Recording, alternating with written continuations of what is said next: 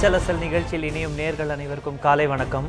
தமிழக அரசியலை புரட்டி போடும் விதமாக ஒரு முக்கிய அறிவிப்பு, தமிழக அரசியலில் பெரிய மாற்றங்கள் கொண்டு வரும் ஒரு முக்கிய அறிவிப்பாக கூட பார்க்கிறோம்.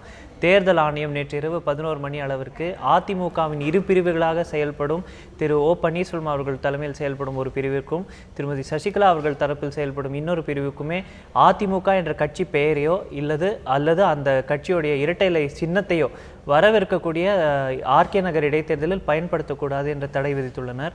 இது குறித்து தான் இன்று முழு விவாதம் நடத்தவிருக்கின்றோம். நிகழ்ச்சியில் நம்முடைய மூத்த அரசியல் விமர்சகர் திரு ரவீந்திரன் துரைசுவாமி இணைகிறார். நேற்று இரவு 11 மணிக்கு இந்த செய்தி வருது. என்ன நடக்க போகுதுங்கிற அவல் அரசியல் வட்டாரத்தில் மட்டுமில்லை, பொதுமக்கள் எல்லாருக்குமே பெரிய அளவுக்கு இருந்தது. இந்த சின்னத்தையும் அந்த கட்சியோட பெயரையும் இப்போ வர இருக்கக்கூடிய ஏப்ரல் 12 இடைத்தேர்தலுக்கு பயன்படுத்தக்கூடாதுங்கிறத நம்ம செய்தியாக பார்க்குறோம். ஏப்ரல் 17க்குள்ளே இருதரப்புமே ஒரு மறு ஆய்வு பெட்டிஷன் போட்டு அதற்கப்புறம் மீண்டும் ஒரு முறை இதில் ஒரு ரிவ்யூ நடத்தி யாருக்கு சிம்பிள் யாருக்கு கட்சி பெயர் எல்லாம் அது லேட்டர் டேட்டில் வரப்போகுது. ஆனால் இப்போ ஏற்பட்டிருக்க இந்த ஒரு விஷயம் யாருக்கு பின்னடைவு, யாருக்கு சாதகமா போகும், இதோட அரசியல் முக்கியத்துவம். தேர்தல் ஆணையம் இந்த தீர்ப்புக்கு அவங்க சொல்லக்கூடிய காரணமே என்னன்னா, பெட்டிஷனர் அதாவது மதுசூதனன், பன்னீர்செல்வம், செம்மலை அணி ஒரு 16,000 பக்கத்துக்கு அஃபிடவிட் போட்டிருக்காங்க.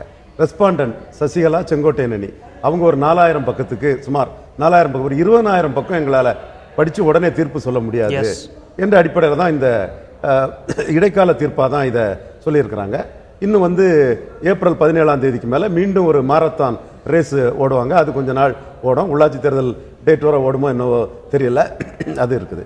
இந்த தீர்ப்பு நிச்சயமா சாதிக் அலி வெர்சஸ் எலெக்ஷன் கமிஷன் நீங்க பார்த்தீங்கன்னா மெஜாரிட்டி டெஸ்ட் தான் அன்னைக்கு அந்த காலகட்டத்தில் இருந்த. அப்போ சாதிக் அலியோட பார்ட்டிக்கு இந்தியா ஃபுல்லா எம்பி எம்எல்ஏக்கள் எல்லாம் இருந்தனால சிம்பிள் அவங்களுக்குங்கிற மாதிரி அன்னைக்கு தீர்ப்பாச்சு.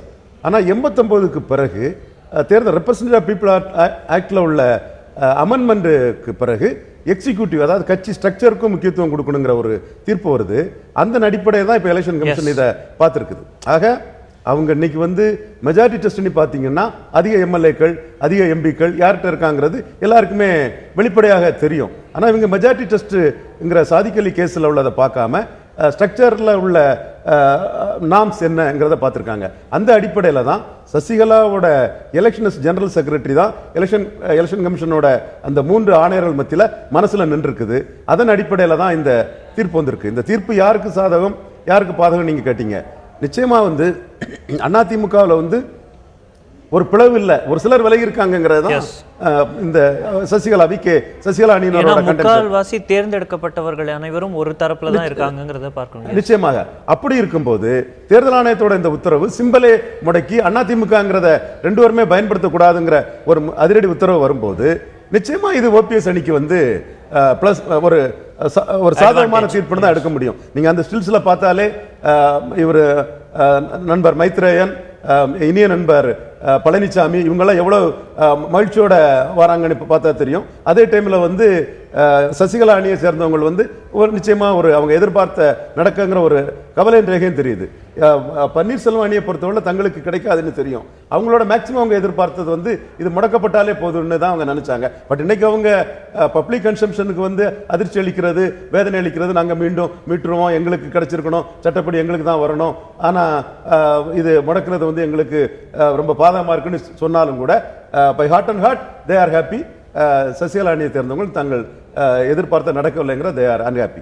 ஏன்னா இன்றைய தினம் தான் வேட்புமனு தாக்கல் செய்ய கடைசி நாள்னு பார்க்கணும் ஆர்கே நகர்ல. ஸோ நேற்று இரவு ஒரு 11 மணிக்கு இந்த செய்தி வருது. ஸோ இதோட ரெப்பர்கஷன்ஸ் என்னவா இருக்க போகிறதுங்கிறது வரவிருக்கக்கூடிய மணி நேரங்களில் நம்மளுக்கு தெரியும். நீதிமன்றங்களுக்கு செல்ல போகிறார்களா, எப்படி வேட்புமனு தாக்கல் செய்ய போகிறாங்க, எந்த பெயர் யூஸ் பண்ண போகிறாங்க, அதிமுகங்கிற பேருக்கு சஃபிக்ஸ் ப்ரெஃபிக்ஸ் ஆட் பண்ணிக்கலாம், இது போன்ற கிளாஸும் கொடுத்துருக்கிறத பார்க்குறோம். இது பற்றி இன்னும் விரிவாக விவாதிக்கிறதுக்கு முன்னாடி டெல்லியில் இருக்கக்கூடிய தந்தி செய்தியாளர் அரவிந்த் கொடுத்திருக்கக்கூடிய செய்தி தொகுப்பை பார்த்துவிட்டு விவாதத்துக்குள் செல்வோம். தற்போது நடைபெறும் ஆர்கே நகர் தேர்தலுக்காக தற்காலிகமாகத்தான் இந்த சிம்பல் முடக்கப்பட்டுள்ளது. அந்த பெயரும், அதாவது அனைத்து இந்திய அண்ணா திராவிட முன்னேற்ற கழகம் என்ற பெயர் தான் முடக்கப்பட்டுள்ளது. அதற்கு ஒரு சஃபிக்ஸ், அந்த பெயருக்கு பின்னால் ஜே அணி, ஜே அணி என ஒரு சஃபிக்ஸை பயன்படுத்தி அந்த பெயரை பயன்படுத்திக் கொள்ளலாம் என்ற ஒரு கருத்தை நாம் பார்த்திருந்தோம்.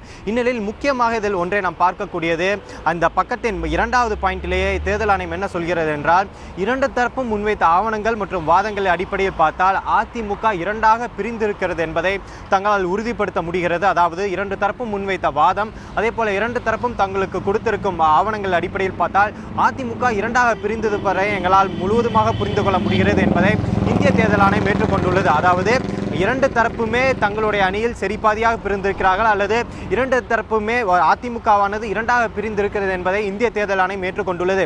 இந்நிலையில் இதற்கு முன்பாக சமாஜ்வாதி கட்சியின் பிரச்சனையை பார்த்தோமேயானால் அதுவும் இது போன்ற ஒரு காலகட்டத்தில் தான் வந்தது. தேர்தலுக்கு மிகவும் ஒரு 2 நாட்கள் இருக்கும் காலகட்டத்தில் தான் இந்த விவகாரம் வந்தது. அதாவது முதல் ஃபர்ஸ்ட் ஃபேஸ் ஆஃப் யூபி எலெக்ஷனுக்கு மிகவும் சொற்ப நாட்களுக்கு முன்னதாகத்தான் சமாஜ்வாதி கட்சி பிரச்சனையும் வந்தது. ஆனால் அந்த சூழலில் சமாஜ்வாதி கட்சியில் முலாயம் சிங் யாதவ் தரப்பிலிருந்து எந்த ஒரு அபிடவிட்டும், தங்களுக்கு ஆதரவாக எத்தனை பேர் இருக்கிறார்கள் என்ற எந்த ஒரு பிரமாண பத்திரத்தையும் அவர்கள் தாக்கல் செய்யவில்லை. அதன் மூலமாக அகிலேஷ் யாதவுக்கு பின்னால் தான் கட்சி முழுவதுமாக இருக்கிறது என்பதை புரிந்து கொண்டுதான் இந்திய தேர்தல் அந்த உத்தரவை பிறப்பித்துள்ளது. ஆனால் இந்த விவகாரம் தொடர்பாக நாம் இங்குள்ள இந்திய தேர்தல் ஆணையம் அதிகாரிகளிடம் பேசிய போது அவர்கள் இந்த இரண்டு தரப்புகளுக்குமே போதுமான மெஜாரிட்டி இருக்கிறது, இதனை நாங்கள் மிகவும் உன்னிப்பாக ஒரு டீட்டெயில்டாக போய் தான் ஒரு இன்டெப்த்தாக ஹியரிங்கை நடத்தி தான் யாருக்கு அதிகப்படியான மெஜாரிட்டி இருக்கிறது என்பதை முடிவு செய்ய முடியும். அதற்காகத்தான் தற்போது எங்களுக்கு அந்த ஒரு காலவாசம் இல்லாத ஒரு பிரீத்திங் ஸ்பேஸ் எங்களுக்கு இல்லை என்ற காரணத்தினால் தான் நாங்கள் தற்போது இந்த சின்னத்தை முடக்கி இருக்கிறோம். கட்சி 2ஆக பிரிந்திருக்கிறது என்பதை நாங்கள் ஏற்றுக்கொள்கிறோம் என இந்திய தேர்தல் ஆணையம் அந்த உத்தரவிலும் தெரிவித்துள்ளார்கள். இங்குள்ள அதிகாரிகளும் நமக்கு தெரிவித்துள்ளார்கள். இதுதான் ஒரு முக்கிய பாயிண்டாக இந்த உத்தரவில் நாம் பார்க்க வேண்டியுள்ளது. நாம் பார்க்குறோம், அரவிந்த் சொன்ன மாதிரியே இந்த கட்சியோடைய பெயரையும் அந்த சிம்பிளையும் இருக்கக்கூடிய இந்த இடைத்தேர்தலுக்கு பயன்படுத்த முடியாது. அதுக்கு சஃபிக்ஸ் ப்ரெஃபிக்ஸ்லாம் ஆட் பண்ணிக்கலாம் அப்படிங்கிற கிளாஸ்லாம் இருந்தால் கூட இரட்டை இலை அப்படிங்கிற அந்த சின்னத்தோட முக்கியத்துவம் இன்னைக்கு அந்த சின்னம் இல்லாமல் இந்த 2 வேட்பாளர்களுக்குமே, திரு டிடிவி தினகரனாக இருக்கலாம், திரு மதுசூதனனாக இருக்கலாம், இவர்களுக்கு இது ஒரு பெரிய பலவீனமாக தான் இப்போ பார்க்கப்படுதா, இல்லைனா இந்த சின்னத்தையும் தாண்டி அவர்களுக்கு வெற்றி வாய்ப்பு எப்படி இருக்கணும்? அதாவது நான் யூனிஃபார்மாக என்னோட வியூ சின்னத்தோட எஃபெக்ட் ரொம்ப கம்மி. சின்னத்தில் அதிமுக பொதுச் செயலாளர் ஜெயலலிதா அவர்களே தோத்துருக்காங்க. தோத்துவது மட்டுமில்ல, மதுரை மத்தி, மதுரை மேற்கு எல்லாம் விஜயகாந்த் திட்ட திணறி இருக்காங்க. பெண்ணகரம் தொகுதியில் டெபாசிட்ல 3வது போயிருக்காங்க ஜெயலலிதா. இதே ஜெயலலிதா சேவல் சின்னத்தில் பெற்ற இடங்களில் கூட இரட்டை இணையத்தில் மோசமாக கட்சியா. ஆக ஒரு தலைமை, அந்த தலைமைக்கு அந்த கால சூழல்ல என்ன ஆதரவு, லீடர்ஷிப்புக்கு என்ன ஆதரவு. ஜெயலலிதா 20% ரெட்டையில எடுத்திருக்காங்க, 41% ரெட்டையில 2016 எடுத்திருக்காங்க அதே தலைமையில. அப்போ அந்த தலைமையில் ஒரு பாசிட்டிவ் அப்பீல் 2016 இருந்திருக்கு. 96 மிகப்பெரிய நெகட்டிவ் அப்பீல் அந்த தலைமைக்கு இருந்திருக்கு. அதனால அந்த சிம்பலை வச்சு ஒன்றும் பண்ண முடியல. இப்போ சிம்பல் மேட்டர் என்னன்னா, 2 குரூப் இருக்கும்போது ஒரு குரூப் கிட்ட சிம்பல் இருந்து இன்னொருத்திட்ட சிம்பல் இல்லைன்னா சிம்பல் உள்ள குரூப் தான் கட்சி. இது வெறும் அதிருப்தியாளர்கள் வெளியேறி இருக்காங்க, ரியல் பார்ட்டி இதுதாங்கிற அந்த இம்ப்ரெஷன் கிடைக்கும். இப்போ அந்த இம்ப்ரெஷன் ஒருத்தருக்கு அட்வான்டேஜும் ஒருத்தருக்கு டிஸ்அட்வான்டேஜும் போகக்கூடிய சூழ்நிலை இல்லை. கட்சி பிளவுபட்டிருக்குங்கிற ஒரு தோற்றம் பிளவுபட்டிருக்கிறது சிம்பல் இல்லாதனால தேர்தல் ஆணையம் அதை இறுதிப்படுத்தி இருக்குது. இந்த சூழ்நிலையில எந்த லீடர்ஷிப்புக்கு மக்கள் மத்தியில் ஆதரவு இருக்கோ, எந்த லீடர்ஷிப்போட பொலிட்டிக்கல் ஸ்டாண்டுக்கு மக்கள் மத்தியில் அனுதாபம் இருக்குதோ, இவங்களோட பிரின்சிபல் ஸ்டாண்டா இருக்கிறாங்க, மக்களை கவரக்கூடிய அளவு இவங்க ஸ்டாண்ட் வச்சிருக்காங்கன்னு எந்த தலைமை மக்கள் ஏற்றுக்கிறாங்களோ அந்த தலைமைக்கு அதிக வாக்கு கிடைக்கும். குறிப்பா இந்த மாதிரிப்பட்ட பிளவுகள் நம்ம பார்த்த எல்லா பிளவுகளுமே அந்த கட்சி ஸ்ட்ரக்சருக்குள்ளதான் நிற்குது. நீங்க பாராமச்சந்திரன் மூப்பனார் அந்த கூட காமராஜ் சாகும்போது 35% வாக்குகள் இருந்து பாரா ஒரு 16, மூப்பனார் ஒரு 17.5 மாதிரி அவங்க எடுத்தாங்க. அதே மாதிரி எம்ஜிஆர் இறக்கும்போது உள்ள வாக்குல ஜெயலலிதா ஒரு 20%, ஜானகி ஒரு 10% தான் எடுத்தாங்க. இதை தாண்டி இந்த மாதிரி கட்சிக்குள்ள பிளவு மக்கள் மத்தியில பெரிய எழுச்சியை கொடுத்து இதுவரை வந்ததாட்டு முன்னுதாரணங்கள் இல்லை. ஆக அதிமுகவுக்கு ஒரு ஸ்ட்ரக்சரடா ஆர்கே நகர்ல 40-45% வாக்குன்னா இந்த 45% வாக்குகள் தான் இந்த இருவரும், அது மட்டுமில்ல ஜெயலலிதா லெகசிக்கு சொந்தம் கொண்டாடக்கூடிய அவரோட உறவினரும் பிரிக்க வேண்டிய நிலைமை தான் இருக்கும். ஓகே, எஸ், நம்ம இந்த லாஸ்ட் ஒரு 1.5 மாதமாக 2 மாதங்களாக நடந்து வரக்கூடிய இந்த பொலிட்டிக்கல் டெவலப்மெண்ட்ஸை நோட்டீஸ் பண்ணோம்னாலே எந்த பக்கம் யார் போவார்கள் அப்படிங்கிற கருத்துக்கள்லாம் நிறைய வைக்கப்பட்டு வந்தது, பெரிய கேள்விகள் இருந்தது. இன்னைக்கு ஒரு தேர்தல் கமிஷனே வந்து அதிமுக அந்த பெயரையும் இந்த சிம்பிளையும் பயன்படுத்தக்கூடாது அப்படின்னு சொல்லும்போது இந்த இரு தரப்பினருக்கிடையே வந்து எக்ஸ்சேஞ்சஸ், அதாவது வந்து இங்கேருந்து சிலர் அந்த பக்கம் போகிறதுக்கு இல்லை அந்த பக்கத்துலேருந்து மீண்டும் இந்த பக்கம் வரதுக்கான வாய்ப்புகள், அதுக்கான ஒரு பிளாட்ஃபார்ம் இன்னைக்கு உருவாயிருக்குன்னு நம்ம பார்க்குறோமா? நிச்சயமாக அதுக்கான வாய்ப்புகள் நான் குறைவுன்னு தான் நினைக்கிறேன். ஏன்னா திண்டுக்கல்ல எம்ஜிஆர் வந்து மிகப்பெரிய வெற்றி பெற்ற பிறகு கூட திமுகலேருந்து எந்த எம்எல்ஏக்களும் அசையலை. ஏன்னா அரசியல் எல்லாருமே அதிகாரத்துக்கு தான், அதிகாரத்தை நோக்கமாக வச்சு தான் நகர்றாங்க. அப்போ இன்னைக்கு அதிகாரம் வந்து எடப்பாடி பழனிசாமி தலைமையிலான இந்த இந்த தரப்பில் அன்னைக்கு தான் இருக்குது. ஸோ அப்படி இருக்கும்போது வந்து இப்போ உடனே பன்னீர்கிட்ட யாரும் போறதுக்குள்ள வாய்ப்புகள் குறைவுதான். ஒருவேளை இங்க அதிருப்திகள், இங்க நாம சொல்வது நடக்கல, என்னால தான் இந்த அரசு இருக்குது, எனக்கு உரிய மரியாதை இல்லைன்னு அந்த மாதிரிப்பட்ட எண்ணத்திலையும், மற்றபடி இருக்கிறவங்க வந்து இன்னைக்கு கட்சிங்கிற அந்த அந்தஸ்து போனனால இருக்கிற எம்எல்ஏக்கள் வந்து இங்க பவர் பொலிட்டிக்ஸ் பண்றதுக்கும் அந்த எம்எல்ஏக்களோட முக்கியத்துவம் வந்து அதிகரிக்கிறதுக்கும், ஏற்கனவே கொங்கு மண்டலத்தில் ஒரு எம்எல்ஏ வந்து சீஃப் மினிஸ்டர் மிரட்டினார், நம்ம செய்தி பார்த்தோம். அந்த மாதிரிப்பட்ட தன்மைகள் வருமே தவிர அதிகாரம்ங்கிற இதை விட்டுக்கிட்டு அதிகாரமற்றவங்கள்ட்ட வந்து என்னைக்கு எலெக்ஷன் வருது என்னைக்கு வருதுங்கிற லெவலில் வந்து உடனே வந்து சுவிட்ச் ஓவர் இருக்காது. அதே வேளையில் ரெட்டையில ப்ரீஸ் ஆனதுனால பன்னீர்செல்வம் அணியில் உள்ளவங்களும் நாம வந்து மக்களை சந்தித்து மக்களோட ஆதரவை பெற்று நாம மீண்டும் ஒரு ரீஅலைன்மெண்ட்ல நாம எமர்ஜென்சி ஆயிடலாங்கிற நம்பிக்கையில அவங்களும் அசையாம கொஞ்சம் உற்சாகத்தோட வேலை பார்ப்பாங்க. எஸ், நாம் பார்க்கின்றோம். தற்பொழுது நிகழ்ச்சியில் இணையும் நேயர்களுக்கு வசதிக்காக நேற்று இரவு 11 மணி அளவில் தேர்தல் ஆணையம் கொடுத்த ஒரு முக்கியமான ஒரு தீர்ப்பு, அதிமுக என்ற கட்சி பெயரையோ இல்லை அந்த கட்சியுடைய இரட்டை இலை சின்னத்தையோ அதிமுகவின் இரு பிரிவினரும் வரவிருக்கக்கூடிய இடைத்தேர்தலில், ஆர்கே நகர் இடைத்தேர்தலில் பயன்படுத்த முடியாது என்பதுதான் அந்த தீர்ப்பு. 17ஆம் தேதிக்குள் அவர்கள் மறு ஆய்வுக்கு அப்பீல் செய்யலாம் என்ற விஷயமும் வந்திருக்கிறத பார்க்கிறோம். தேர்தல் ஆணையத்தின் இந்த முக்கிய முடிவு குறித்து அதிமுகவின் சசிகலா அவர்கள் தரப்பில் இருக்க கட்சியினர் தெரிவித்திருக்கக்கூடிய கருத்துக்களை பார்த்துவிட்டு விவாதத்துக்குள் செல்வோம். அந்த கட்சியின் துணை பொதுச் செயலாளர் திரு டிடிவி தினகரன் உட்பட பல்வேறு முக்கிய தலைவர்கள் தெரிவித்த கருத்துக்களை பார்த்துவிட்டு விவாதத்துக்குள் செல்வோம். இரட்டை இலை சின்னம் தேர்தல் ஆணையத்தால் தற்காலிகமாக முடக்கப்பட்டிருக்கிறது. அதை நாங்கள் போராடி மீண்டும் நாங்கள் இரட்டை இலை சின்னத்தை பெற்றுவிடுவோம். இதற்கு பிறகு நாங்கள் ஹைகோர்ட்டையோ சுப்ரீம் கோர்ட்டையோ அணுகி எப்படி இதை நாங்கள் மீட்டெடுப்பது என்பது சம்பந்தமாக ஆலோசித்து முடிவெடுப்போம். நாளை தேர்தலிலே வேட்புமனு தாக்கல் செய்கிறேன். சின்னம் ஒதுக்க சொல்லி கேட்போம். இந்த தேர்தலை நாங்கள் முழு உறுதியோடு எதிர்கொண்டு வெற்றி பெறுவோம். மீண்டும் சரித்திரம் திரும்பி இருக்கிறது. புரட்சித் தலைவர் டாக்டர் எம்ஜிஆர் அவர்கள் மறைவுக்கு பிறகு அம்மா தலைமையேற்ற போது இதே நிலை இருந்தது. அதில் எவ்வாறு அம்மா அவர்கள் வெற்றி பெற்றார்களோ அதுபோல் 1.5 கோடி தொண்டர்களுடைய இந்த இயக்கம் மீண்டும் அம்மா அவர்களின் ஆசியோடு நாங்கள் போராடி மீண்டும் இரட்டை இலை சின்னத்தை மீட்டெடுப்போம். அனைத்து இந்திய அண்ணா திராவிட வரலாற்றில் பல்வேறு சோதனைகளை சந்தித்திருக்கிறோம். அந்த சோதனை இப்போ இருக்கிறது. அந்த சோதனை வெற்றி பெறுவோம். நியாயம் வெற்றி பெறும். இதற்காக முறைகள் எந்த மேற்கொண்டு முறையீடு செய்வதற்கும் நீதிமன்றத்தை அணுகுவதற்கும் நாங்கள் முடிவெடுத்து அதற்கு தகுந்தாற்போல் தலைமை கழகத்திலே முடிவெடுத்து செயல்படுவோம். இந்திய அண்ணா திராவிட முன்னேற்ற கழகம் என்றும் வெற்றி பெறும். அம்மாவினுடைய ஆட்சி வெற்றி பெறும். அது எந்த சந்தேகமும் கிடையாது. இதுவரை வழங்கப்பட்ட தீர்ப்புகளின் அடிப்படையிலும் இந்திய தேர்தல் ஆணையத்தினுடைய உத்தரவின் அடிப்படையிலும் அதிகமான சட்டமன்ற பாராளுமன்ற உறுப்பினர்கள் மாண்புமிகு சின்னம்மாவின் தலைமையிலான அண்ணா திராவிட முன்னேற்ற கழகத்தில் தான் உள்ளார்கள். அதே போன்று பொதுக்குழுவினுடைய 90% உறுப்பினர்களும் மாண்புமிகு சின்னம்மா அவர்களின் தலைமையிலான அண்ணா திராவிட முன்னேற்ற கழகத்தில் தான் உள்ளனர். இப்பொழுது தற்காலிகமாக இந்திய தேர்தல் ஆணையம் இரட்டை இலையை முடக்கி வைத்துள்ளது. இதனால் நிச்சயமாக தியாகச்செம்மல் மாண்புமிகு சின்னம்மா அவர்கள் தலைமையிலான அதிமுகவிற்கு எந்த பின்னடைவும் வராது. அனைத்து இந்திய அண்ணா திராவிட முன்னேற்ற கழகத்தின் ஆட்சி தமிழ்நாட்டில் நடைபெற்றுக் கொண்டிருக்கிறது. 122 சட்டப்பேரவை உறுப்பினர்களின் ஆதரவு நிரூபிக்கப்பட்டிருக்கிறது. 37 நாடாளுமன்ற உறுப்பினர்கள் ஆதரவு எங்களுக்கு இருக்கிறது. ஆனால் தேர்தல் ஆணையம் கட்சி 2ஆக பிளவுபட்டிருக்கிறது என்று சொன்னதை ஏற்க முடியவில்லை. ஆகவே இது ஒருதலைபட்சமான தீர்ப்பு. இதிலே துரோகிகள் வேண்டுமானால் மகிழ்ச்சி அடையலாம்.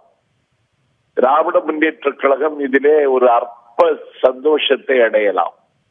ஆனால் நாங்கள் கடுமையாக போராடி ஈடில்லாத வெற்றியை, இமாலய வெற்றியை நாங்கள் பெறுவோம். அந்த இயக்கத்தினுடைய பெயரை பயன்படுத்தக்கூடாது, அந்த சின்னத்தை பயன்படுத்தக்கூடாது என்கிற அந்த சொல்லுகிற அந்த நிலைப்பாட்டை உடனடியாக அது இந்திய தேர்தல் ஆணையம் உடனடியாக சொல்லியிருப்பதை பார்க்கிற போது உள்ளபடியே எங்களுக்கு வேதனை அளிக்கிறது. ஏன்னா நடைபெறுகிற இடைத்தேர்தல் களம், இந்த இடைத்தேர்தல் களத்தில் கூட அவர்கள் தேர்தலை இந்த தேர்தல் இந்த சின்ன முடிவு அல்லது இந்த கட்சியினுடைய முடிவுக்கு பிறகு கூட தள்ளி வைத்திருக்கலாம். ஆனால் அப்படி ஒரு நிலைப்பாட்டை அவர்கள் எடுக்காமல் திடீரென்று ஒரு புதிய கட்சியினுடைய அந்த கட்சியினுடைய பெயரை வைத்துக்கொண்டு அதில் பெயரை வருவதை போலவும் 3 சின்னங்களில் ஏதாவது ஒரு சின்னத்தை நீங்கள் எடுத்துக்கொள்ளலாம் என்றும் அறிவுறுத்தப்பட்டிருப்பது ஒரு தற்காலிகமான ஏற்பாடாக இருந்தாலும் கூட உடனடியாக மக்களிடத்திலே கொண்டு செல்வதற்கு அதில் சிரமமும் சிலுவைப்பாடும் இருக்காதா என்கிற ஐயம்தான் எங்களுக்கு எடுக்கிறது. நாம் பார்க்கின்றோம், அவர்கள் இந்த தீர்ப்பை எதிர்பார்த்தார்களா என்றதே ஒரு பெரிய கேள்வியாக இருக்குது. கண்டிப்பாக என்ன நம்ம பார்க்குறோம், சமாஜ்வாதி கட்சியோட அந்த எக்ஸாம்பிள் ரொம்ப ரீசெண்ட் பாஸ்ட் எக்ஸாம்பிள் எடுத்துக்கிட்டாலுமே கூட கட்சியில் இருக்கக்கூடிய பெரும்பான்மையான மக்கள் பிரதிநிதிகள் யார் பக்கம் இருக்கார்களோ அவர்களுக்கு தான் இந்த சின்னம் போய் சேரும் அப்படிங்கிற ஒரு நம்பிக்கையில் இந்த கேம்ப் இருந்திருக்கலாம் அப்படின்னு நம்ம ஸ்பெக்குலேட் கூட பண்ணலாம். அப்படி பார்க்கும்போது இந்த தீர்ப்போட இம்ப்ளிகேஷன் இப்போ இவங்களுக்கு எவ்வளோ பெரிய தாக்கத்தை ஏற்படுத்தும்? நிச்சயமாக இந்த தீர்ப்பை சசிகலா குரூப் எதிர்பார்க்கல. மெஜாரிட்டி டெஸ்ட் படி அவங்களுக்கு வரும்னு தான் அவங்க எதிர்பார்த்திருப்பாங்க. அது நியாயமான ஒரு இதுதான். அவங்களோட பேச்சிலே அவங்களுக்குள்ள ஒரு எதிர்பாராத ஒரு நிகழ்வு அவங்களுக்கு நடந்ததோட தாக்கம் தான் அவங்களோட பேச்சில் தெரியுது. தேர்தல் ஆணையம் என்ன சொல்லியிருக்குன்னா இதை ஒரு இடைக்கால ஒரு இது மாதிரி தான் பண்ணியிருக்காங்க. இனிமேல் அது காரணமே எங்களுக்கு ஏற்கனவே முதல்ல சொன்ன மாதிரி 20,000 பக்கத்தை படித்து எங்களுக்கு தீர்ப்பு சொல்ல வேண்டியது இருக்கு. அதுல நிறைய முரண்பாடா இருக்குது, சட்டத்துக்கு புறம்பா இருக்குது. இவங்க சொல்றதும் அவங்க சொல்றதுக்கும் கொரலேட் ஆகல, ஒன்றுக்கொன்று வித்தியாசமாக வேறுபடுது. அதனால நாங்க எங்களுக்கு டைம் வேணும், டைம் இஸ் வெரி ஷார்ட்ங்கிற மாதிரி சொல்லி இது பண்ணியிருக்காங்க. அடுத்து இவங்களுக்கு என்ன வாய்ப்பு 2 வரும் கொடுத்துருக்காங்கன்னா, ஏப்ரல் 17ஆம் தேதிக்குள்ள நீங்க இன்னும் நிறைய எங்களுக்கு கொடுக்க வேண்டியங்கிற மாதிரி ஓபிஎஸ் அணி சொல்லி இருக்கிறாங்க. எவ்வளவு கொடுக்கணுமோ அதை ஏப்ரல் 17க்கு உள்ள நீங்க கொடுங்க. ஏப்ரல் 17க்கு மேல இன்னொரு விசாரணை தேதியை நாங்க குறிப்பிட்டு விசாரணை செய்யப்பட முடியுங்கிற மாதிரி அவங்க சொல்லியிருக்காங்க. ஆக இது பார்ட்லி ஹேர்ட் மேட்டர்ங்கிற லெவல்ல இன்டீரியம் ஆர்டர் தாங்க சொல்லும்போது கோர்ட்டுக்கு போறதுக்கும் வாய்ப்பு வசதிகள் போனாலும் கூட கோர்ட் இதுதான் சொல்லும். ஏப்ரல் 17ஆம் தேதி அவங்க ஃபைனல் இது சொல்றாங்க, உங்க ஃபைனல்ல உங்களுக்கு நியாயம் கிடைக்குமான்னு பாருங்கிற மாதிரி தான் அவங்க சொல்லுவாங்க. ஏன்னா இதுல இருக்கக்கூடிய டைம் ஃப்ரேமே நம்ம பார்த்தோம்னா இன்றைய தினம் கடைசி நாள் வேட்புமனு தாக்கல் செய்ய இன்னும் ஒரு 2 வார காலத்துல தேர்தல் நடக்க போகுது. அப்படி இருக்க இந்த டைட் ஷெட்யூல்ல கோர்ட்டுக்கே போனா கூட என்ன தீர்வு கிடைக்கும்? அது எலெக்ஷன் ப்ராசஸ் ஆகும்போது கோர்ட் நாங்க இன்டர்வென் பண்ண முடியாதுங்க சொல்லுது. But already enough damage is done to the dominant group. Yes, dominant group. Dominant group damage is done. என்ன இந்த டேமேஜ் இன்னைக்கு அவங்களுக்கு irreparable damage தான் அவங்கள பொறுத்தவரை. அதோட அவங்களுக்கு என்னை பொறுத்தவரை சின்னத்துக்கு நான் வேல்யூ கொடுக்கல. பட் இன்டெரக்டா ஒரு பார்ட்டி, நாங்க தான் பார்ட்டி, அவங்க 4 பேர் விலகி இருக்காங்க, அது பிளவு இல்லைன்னு சொல்லக்கூடிய அவங்களுக்கு அந்த வாய்ப்பு போய் அது பிளவுதாங்கிற ஒரு தோற்றம் இன்னைக்கு வர்றது அவங்களுக்கு பெரிய லாஸ் தான். இன்னைக்கு இந்த பிளவுதாங்கிற அந்த தோற்றம் கட்சியில் இருக்கக்கூடிய கிராஸ் ரூட் ஒர்க்கர், ஏன்னா கடைசியில அதிமுகவோ இல்ல பிரதான கட்சிகள் தமிழகத்தில் திமுகவோ இவர்களுக்கு இருக்கக்கூடிய பலம்னே பார்த்தாலே அவர்களுக்கு இருக்கக்கூடிய கிராஸ் ரூட் ஒர்க்கர் அந்த ஒரு பூத் டு பூத் அவங்களால ஒரு லெவல் ஒர்க்கர்ஸ் வச்சிருக்கிறதா அவங்களோட பெரிய ஸ்ட்ரென்த்தாக பார்க்குறோம். இந்த மாதிரி ஒரு தீர்ப்பும் இந்த மாதிரி ஒரு ப்ராபபிள் பிளவும் அந்த கிராஸ் ரூட் ஒர்க்கரை எப்படி பாதிக்கும் நம்ம பார்க்குறோம். நிச்சயமா பாதிக்கும். ஏன்னா ஒரு mass party even already Jayalalithaa தலைமையில் இருக்கும் போதே கிராஸ் ரூட்ல கோஷ்டியா தான் இருந்தது. நேற்று கூட ஒரு பகுதி செயலாளர் ஒரு அணியிலிருந்து இன்னொரு மணிக்கு மாறி இருக்காரு. அவர் மாறதுக்கு சொல்ல காரணம் தலைமை பற்றியோ இந்த தலைமை பற்றியோ அந்த தலைமை நல்லா இருக்கணும் இந்த தலைமை சரியில்லைன்னு சொல்லல. அங்க லோக்கலைஸ்டா ஃபீல்ட கவர்ன் பண்ணக்கூடிய அந்த லோக்கல் லீடருக்கு எதிராட்டு இவர் இருக்கிறது வரை எதுவும் இங்க தேராது, இவர் இருக்கிறார் நான் போறேன்னு தான் சொல்றாரு. ஸோ இந்த மாதிரிப்பட்ட ஒரு தன்மை ஒரு மாஸ் பார்ட்டியான அதிமுக போன்ற பார்ட்டிகள்ல ஏ அங்க இருந்தா பி இங்க இருக்க முடியாது, ஏயும் பியும் மோதிட்டு தான் இருப்பாங்கிற ஒரு சூழல் வரும்போது இதுல ஃபேக்ஷன் ரிட்டர்ன் ஆகும்போது ஒருவர் அங்க இருந்தா அவரை பிடிக்காதவங்க இங்க இருக்கக்கூடிய வாய்ப்புகள் இயல்பாட்டே வருது. இது மாவட்டம் ஒன்றியம் கிளை அளவில் அந்த கட்சிக்குள்ள இருக்குது. இந்த கட்சியில மாஸ் பார்ட்டிகள்ல இப்படி இருக்கிறது தவிர்க்க முடியாது. அதிமுக ஒரு மாஸ் பார்ட்டி, அந்த அதாரிட்டிவா இருந்த தலைவர் போன பிறகு மற்ற 2 பேருக்கு இடையில இந்த அடிப்படையில் கூட அந்த பிளவுகள்ல வந்து விரிசல்கள்ல வந்து அங்க எங்க ஆட்கள் போறது நடைபெறும். இப்போ ஒரு ஜுடிஷியல் ஸ்டெப் ஒன்று எடுக்கிறாங்கன்னு எதிர்பார்க்கலாம், இல்ல அவர்களுடைய அடுத்த கட்ட நடவடிக்கைகள் வேறு விதமா இருக்கும்போது இந்த தேர்தலை நோக்கி அவர்களுடைய அடுத்த கட்ட நடவடிக்கை என்னவா இருக்கும் நம்ம எதிர்பார்க்கிறோம். அதிமுகவுடைய கேம்பை பொறுத்த வரைக்கும் நம்ம பார்க்கிறோம். வி.கே. சசிகலா கேம்பை பொறுத்தவரை எங்களுக்கு இன்ஜஸ்டிஸ் நடந்துட்டுங்கிற லெவல்ல அவங்க வந்து இதுல ஹிடன் ஹேண்ட் இருக்குது. இதுல வந்து ஃப்ரீ அண்ட் ஃபேர்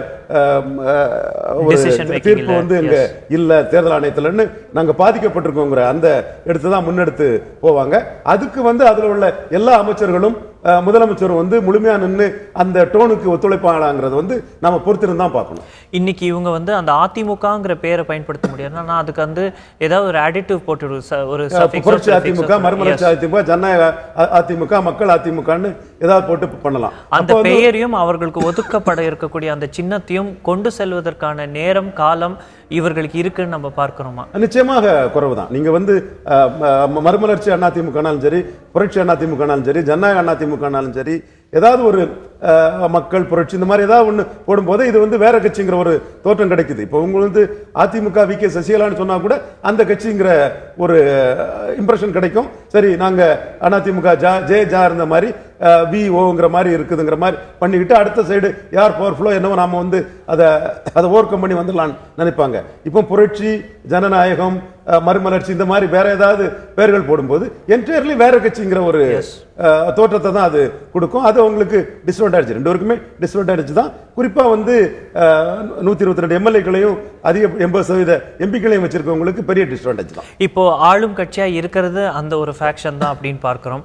அவர்கள் வந்து ஆளும் கட்சியா இருக்கிறது ஒரு அட்வான்டேஜ். இரண்டாவது வந்து வேட்பாளர் திரு டிடிவி தினகரன் வந்து பரிச்சயமானவர் தான், அதாவது சோஷியல் லைஃப்ல பரிச்சயமானவர். இந்த அட்வான்டேஜஸ்லாம் இருந்தாலுமே கூட இன்னைக்கு இந்த சிம்பிள் இல்லைங்கிறத தாண்டி அவர்களுக்கு வெற்றியை நோக்கி போறதுக்கு அவங்களுக்கு என்ன ஸ்ட்ராட்டஜி இருக்கும் நம்ம பார்க்கிறோம். இல்ல அவங்க வந்து என்ன ஸ்ட்ராட்டஜினா அவங்க வந்து பாதிக்கப்பட்டது அவங்க டைரக்டா இல்லைனாலும் கூட அவங்கள உள்ள மேல்மட்டத்தில் உள்ளவங்க அந்த பாதிப்பை சொல்லலை. That is to be frank, அந்த பாஜகவால் நாங்கள் பாதிக்கப்படுங்கிறத கீழ்மட்டத்தில் உள்ள ஆவடி குமார் போன்றவங்கலாம் வந்து தெளிவாக பதிவு பண்றாங்க. ஆனால் எடப்பாடி பழனிசாமி என்ன பண்றாரு, உங்களோட தனிப்பட்ட முயற்சியில் நீங்க உத்தரப்பிரதேசம் வென்றிருக்கீங்க, அதை வென்றிருக்கீங்கன்னு அவர் இந்த 5 தேர்தலுக்கு வந்து மோடிக்கு மட்டுமே பாராட்டு பத்திரம் வாசிக்கிறார். ஸோ அதில் அவங்க ஒத்த குரல்ல வந்து இவங்களை யாரால பாதிப்புன்னு அவங்க கருதுறாங்களோ அதுக்கு எதிராக அவங்க பண்றதா அவங்களுக்கு சரியான ஸ்ட்ராட்டஜியா இருக்க முடியும்.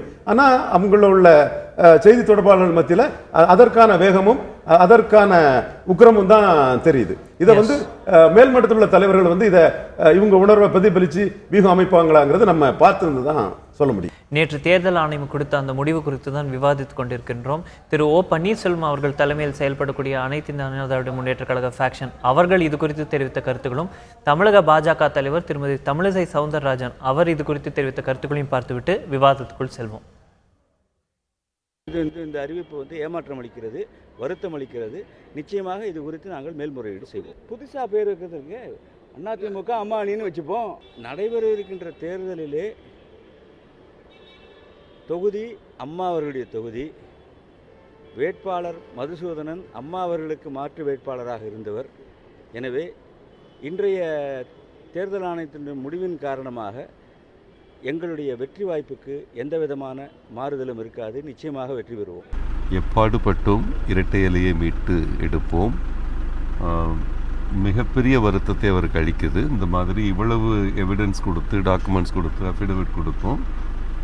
இரட்டை இலை சின்னம் 2 அணிகளுக்குமே இல்லை என்று தேர்தல் கமிஷன் சொல்லியிருப்பது மிகுந்த மன வருத்தத்தை அளிக்கிறது என்று அண்ணன் ஓபிஎஸ் அவர்கள் அறிக்கைவிட்டிருக்காங்க.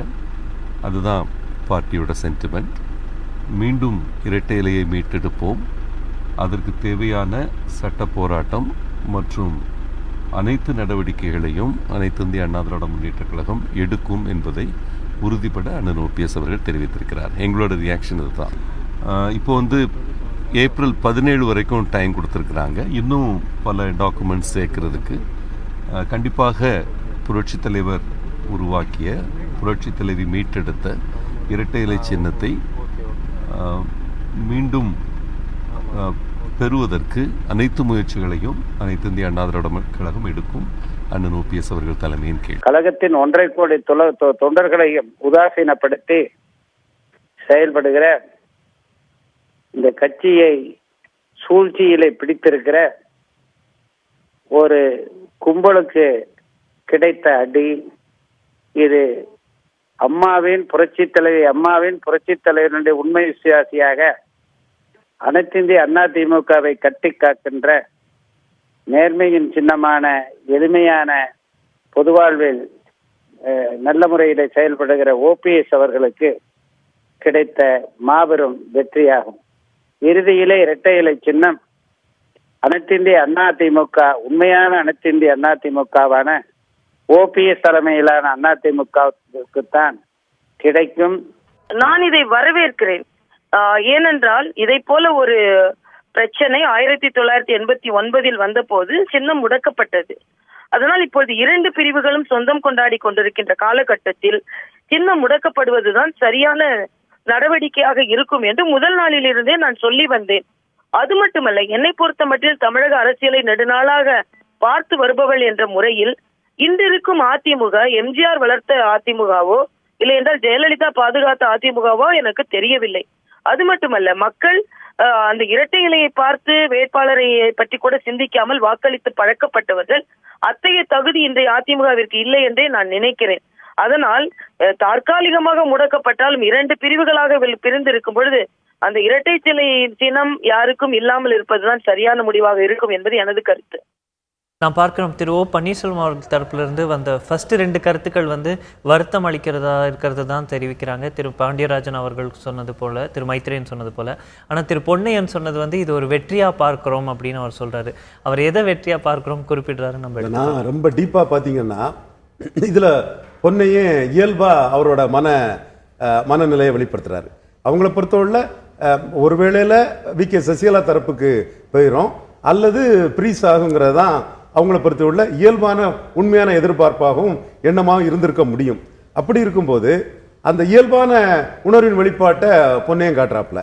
ஆனால் மாஃபா பாண்டியராஜனும் இவர் மைத்ரேயனும் ரொம்ப ஸ்ரூடா டிப்ளமேட்டிக்கா அவங்க அதை இது பண்றாங்க. தொண்டர்கள் உணர்வுக்கு ஏற்ப நாங்க தான் டெக்னிக்கல் கிரவுண்ட்ஸ் வச்சு பொதுச் செயலாளர் போனா இவங்க தான் கட்சியை நடத்துவாங்க, எங்களுக்கு கிடைச்சிரும் நாங்க நம்பணும், எங்களுக்கு கிடைக்காது வருத்தங்கிற மாதிரி பொதுவா ஒரு கட்சி உடையுதுன்னு சொன்னா அந்த கட்சியோட தொண்டர்கள் மத்தியில ஒரு வருத்தம் இருக்கும். அதை டிப்ளமேட்டிக்கா அந்த உணர்வை இவங்க வெளிப்படுத்துறாங்க. பொன்னையன் இயல்பாட்டு என்ன உணர்வோ அதை வெளிப்படுத்துறாரு. அதுதான் இதை பார்க்குறேன். ஒரு டைம் லைன் டெவலப்மெண்ட்ஸ் அப்படின்னு எடுத்து பார்த்தோம்னா திரு பன்னீர்செல்வம் அவர்கள் முதல்வராக இருக்கும் பொழுது அந்த மறைந்த முதல்வர் ஜெயலலிதா அவர்களோட சமாதிக்கு சென்று அந்த தியானம் செய்ததிலிருந்து இப்போ வரைக்கும் பார்த்தோம்னா நடுவில் அந்த கேம்புக்கு ஒரு தொய்வு ஏற்பட்ட மாதிரி ஒரு நிலைமை இருந்தது. பெரிய மூவ்மெண்ட் இல்லை, பெரிய ஆக்டிவிட்டி இல்லைன்னு. இது அவர்களுக்கு ஒரு பெரிய ஆடட் அட்வான்டேஜாக வந்திருக்கக்கூடிய ஒரு தீர்ப்பாக பார்க்கலாம். நிச்சயமா அவங்கள பொறுத்தவரை ஆடட் அட்வான்டேஜ் தான். அவங்கள பொறுத்தவரை 12 எம்பிக்கள் வந்தாங்க. ஸோ 20% எம்பி வந்தாங்க. ஆனால் 20% எம்எல்ஏக்கள் அவங்களால எடுக்க முடியல. அப்படி இருக்கும்போது இந்த அளவுக்கு எம்எல்ஏக்கள் எம்பிக்களை வச்சுக்கிட்டு அந்த சின்னம் ஃப்ரீஸ் ஆகக்கூடிய அளவுக்கு இவங்க செயல்பட்டுட்டாங்கன்னா நிச்சயமா அவங்க மனசாட்சி தெரியும், அவங்க வெற்றி பெற்றிருக்காதான் அவங்க நினைப்பாங்க. இவங்க நமக்கு உற்சாகம் இழந்து ஒரு பின்னடைவு ஏற்பட்டதா தான் வி.கே. சசிகலா அணியினர் நினைப்பாங்க. பட் பப்ளிக் கன்சம்ஷனுக்கும் கேடர் கன்சம்ஷனுக்கும் மாஃபா பாண்டியராஜனும் மைத்ரேயன் அந்த கேடர் உணர்வுக்கு தக்கன பேசுறாங்க. இன்ஃபேக்ட் அவங்க உள்ளுக்குள்ள இந்த ஃப்ரீஸ் ஆனதே நமக்கு வெற்றின்னு தான் அவங்க நினைப்பாங்க. எஸ், சின்னம் கட்சி அப்படிங்கிறதெல்லாம் தாண்டி இந்த இடைத்தேர்தல் அப்படின்னு எடுத்துக்கிட்டோம்னா ஆர்கே நகர் தொகுதியே ஒரு யூனிக்கான ஒரு தொகுதியாக நம்ம பார்க்குறோம். ஒரு முதல்வரோட ஒரு தொகுதியாக இருந்திருக்கு. அது மட்டும் இல்லாமல் தொடர்ந்து அதிமுக ஜெயித்து ஒரு தொகுதியாக இருக்குது. முதல்வர் தொகுதியாக இருந்ததுனால தனி கவனம் பெற்று பல்வேறு திட்டங்கள் அங்கே நிறைவேற்றியிருக்காங்க. ஸோ இந்த எலெக்ஷனே கூட நம்ம எடுத்துக்கிட்டோம் அப்படின்னா இது கட்சிகளுக்கு இடையே இருந்த ஒரு தேர்தல் போட்டியாக தான் பார்த்தோம். பெரிய அளவுக்கு லோக்கலைஸ்ட் இஷ்யூ பேஸ்ட் எலெக்ஷனாக இது இருக்காதோங்கிறது தான் பரவலான கருத்தாக இருந்தது. அப்படி இருக்கக்கூடிய இந்த தேர்தலில் இப்பொழுது சின்னமும் கட்சியும் இல்லாத இந்த சமயத்தில் திரு பன்னீர்செல்வம் அவர்கள் தரப்பில் இருக்கக்கூடிய அதிமுக ஸ்ட்ராட்டஜி என்னவா இருக்கும்? ஏன்னா அவர்கள் யாரை இப்போ பிரைமரி ஆப்பனண்ட்டாக எடுத்துட்டு கேம்பெயின் பண்ணுவாங்க, பண்ணால் என்ன கேம்பெயின் பண்ணுவாங்க? இல்லை, அவங்க பாசிட்டிவ் கேம்பெயின் தான் போக முடியும். அவங்களோட பாசிட்டிவ் கேம்பெயின் என்னவா இருக்க முடியும்னா ஜெயலலிதாவால் அடையாளம் காட்டப்பட்ட முதல்வர் ஒன்று. ரெண்டாவது இந்த வார்தா புயல், தெலுங்கு கங்கை நீர், ஜல்லிக்கட்டு இதிலெல்லாம் ஒரு மக்கள் முதல்வரா மக்கள்ல ஒருத்தரா செயல்பட்டாருங்கிற பன்னீர்செல்வத்தை ப்ரொஜெக்ட் பண்ணியும் சசிகலா தரப்பினரை நெகட்டிவேட் பண்ணி தான் அவங்க வியூகம் பண்ண ஒரு முடியும். சசிகலா அவர்களுடைய அதிமுக தரப்பை நெகேட் பண்றாங்க அப்படின்னா இவர்கள் கொஞ்ச நாள் முன்னாடி அந்த கேம்ப்ல தானே இருந்தாங்க. நிச்சயமாக அங்க தேர்ந்தெடுக்கப்பட்டு காலில் விழுந்தார் பன்னீர்செல்வம், மதுசூதனன் வந்து நீங்க தான் எடுக்கணும்னு சொல்லாங்க, வந்து நம்ம எல்லாம் கண்கூடா கண்டதுதான். ஆனா அதற்கு பிறகு இவரிடமிருந்து முதலமைச்சர் பதவி பறிக்கப்படுது. அப்ப அடுத்த இஷ்யூ ஸ்டார்ட் ஆகுது. So that is over. இப்ப அந்த இவ்வளவு காலம் ஜெயலலிதா இறந்த பிறகும் இன்னொரு இஷ்யூ ஸ்டார்ட் ஆயிடுச்சு. முதல்வராக இருக்கும் வர ஒரு இஷ்யூ, முதல்வர் பதவி பாதிக்கப்பட்டார், தான் சிறப்பாக செயல்பட்டு முதல்வர் பதவி தனக்கு பாதிக்கப்பட்டதாட்டு அவருக்கு இஷ்யூவை கொண்டு வராது, அடுத்த இஷ்யூ வருது. ஸோ இந்த இஷ்யூவும் ஏற்கனவே இவருடன் இருப்பவர்கள் வந்து சசிகலா தரப்பிற்கு எதிரானவர்கள், அவர்கள் வந்து அவங்களோட இஷ்யூ தான் ஹார்ட் பண்ணுவாங்க. அவங்க எந்த வகையில் பாதிக்கப்பட்டிருக்காங்க நமக்கு தெரியாது, அவங்களுக்கு தான் உண்மையான பாதிப்பின் அளவு தெரியும். இப்போ பாருங்க பொன்னையன் வந்து பேசினார் பாத்தீங்களா, ஏதோ ஒரு பாதிப்பின் வெளிப்பாடு தான் அதுல தெரியுது. கேசி பழனிசாமி தான் இன்னைக்கு இந்த கேஸுக்கெல்லாம் ரொம்ப ஆதார இதா இருக்கிறாப்ல.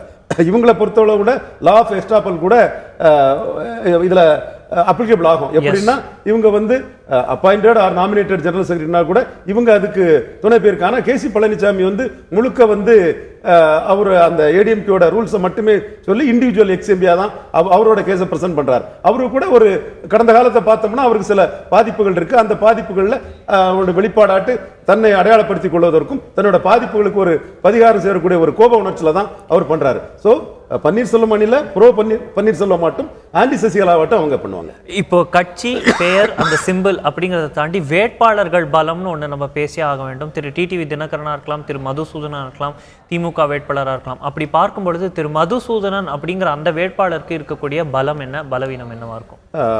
மதுசூதனன் லோக்கல் வேட்பாளருங்கிறதும் சேவலன் இருக்கிறாரு, ரெட்டைலன் இருக்காரு, எம்ஜிஆர் கூட இருந்து அரசியல் பண்ணியிருக்கிறாரு, ஜெயலலிதா வந்து மாற்று வேட்பாளராக பண்ணியிருக்கிறாருங்கிறதெல்லாம் பலம்.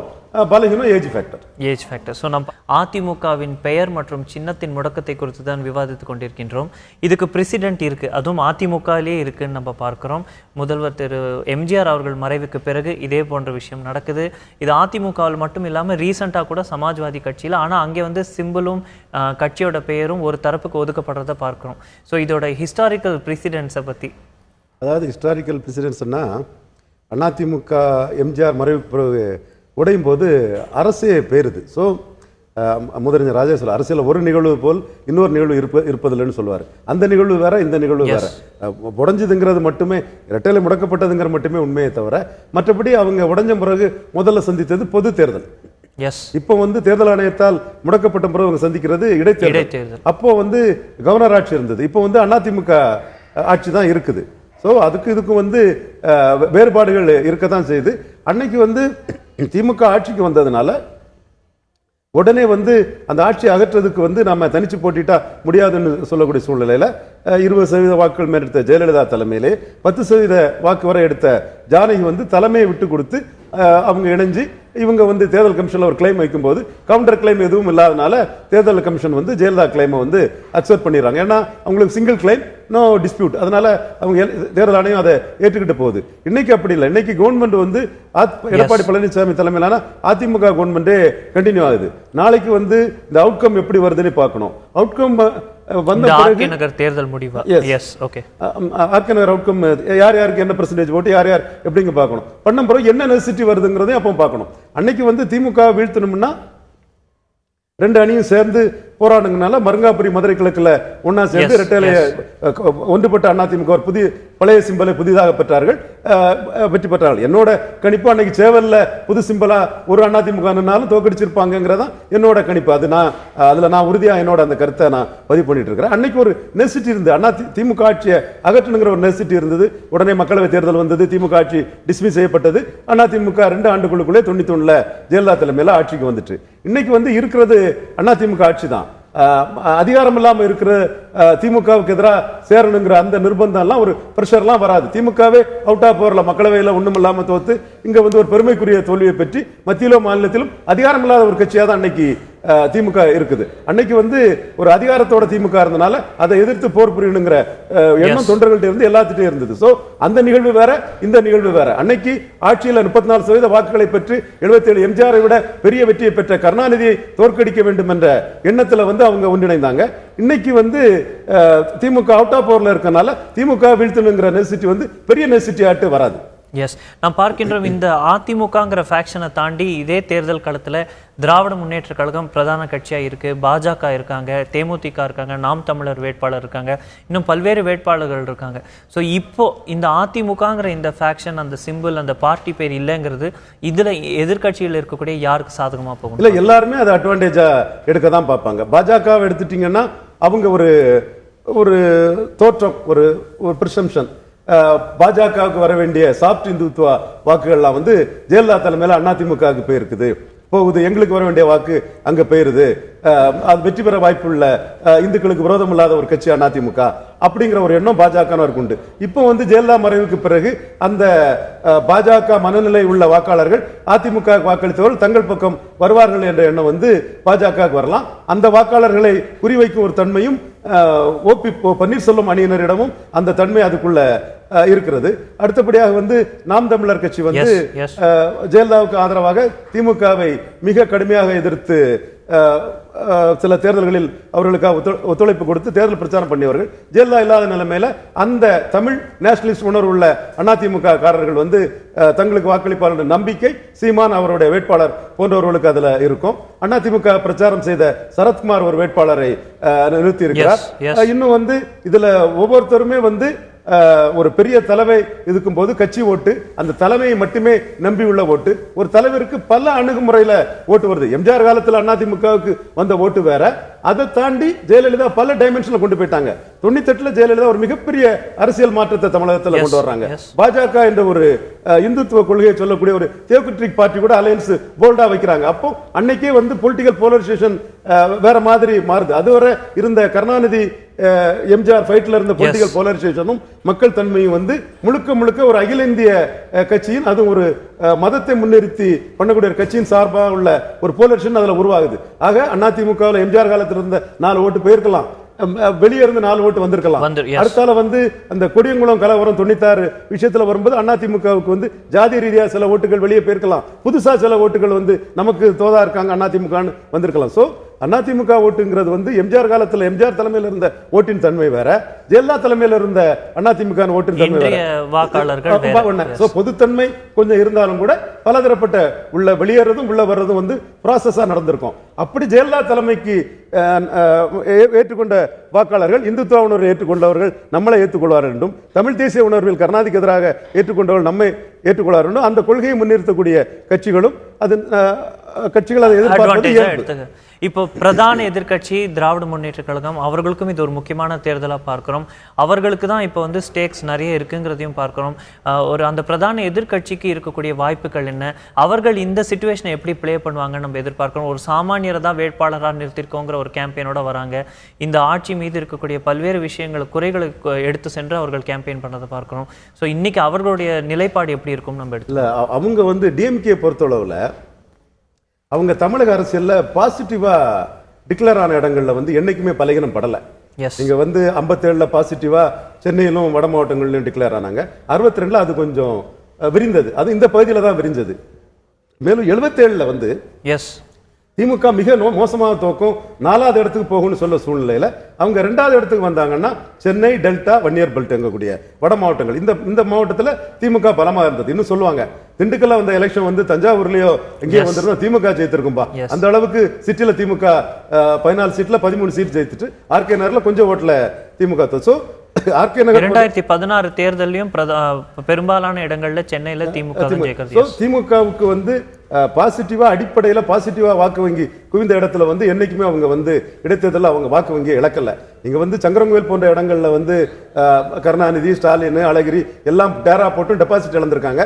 ஆனா ஏற்காடு, இது ஸ்ரீரங்கம் போன்ற பகுதிகளில் அவங்க எந்த சூழ்நிலை அவங்களுக்குள்ள வாக்கு வங்கியை வந்து அவங்க எடுத்திருக்காங்க. அந்த செயல இந்த 37% வாக்கு வங்கி அவங்க எடுக்கிறதுக்குள்ள வாய்ப்புகள் அந்த கட்சியின் பலத்தின் அடிப்படையில் இருக்கத்தான் செய்து, மேலும் அரசியல் சூழ்நிலை பயன்படுத்தி அவங்க இதை கொஞ்சம் இன்க்ரீஸ் பண்ணக்குள்ள வேலைகளில் ஈடுபடுவாங்க. அவங்கள பொறுத்தளவில் மற்ற எதிர் வாக்குகள் ஒரு லயன் ஷேர் ஒருத்தர் எடுக்கிறாங்களா, எல்லாருமே கன்சிடரபிள் ஷேர் எடுக்கிறாங்களா பொறுத்து தான் இவங்களோட வெற்றி வாய்ப்பு இருக்குது. எல்லாருமே வந்து ஓரளவு முன்ன பின்ன ஈக்குவல் ஷேர், ஓரளவு யாருமே லயன் ஷேர் எடுக்கலன்னா திமுக வெற்றி வாய்ப்பு பிரகாசமாக தான் இருக்குது.